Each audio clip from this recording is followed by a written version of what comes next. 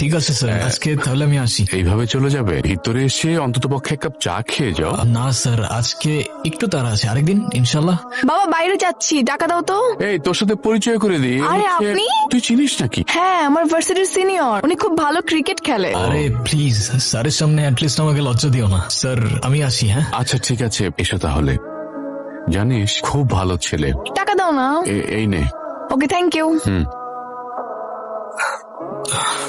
কৌশিক, তোর নাম ধরে ডাকে। দাঁড়া তো। ওই কি সমস্যা? আমার নাম ধরে ডাকতেছো কেন? সিনিয়র আমি তোমার। কি সমস্যা? কি আমার নাম ধরে ডাকতেছো কেন? সিনিয়র আমি তোমার। আরে আজব, আবার ভেঙাচ্ছ আমাকে। তোমার সাহস তো কম না? কিছু বলি না দেখি কি ভাবছো? কি করবেন আপনি? কিছুই করতে পারবেন না, কারণ কারণ আমি একটা মেয়ে। ও আচ্ছা, এই ব্যাপার। তাই এতক্ষণ তুমি বিরক্ত করতেছিলা কেন? না মানে আমি জানতে চাচ্ছি আপনি আমার বাবাকে চিনেন কিভাবে? স্যারের কথা বলতেছো? স্যার তো আমার ফিজিক্স টিচার ছিল।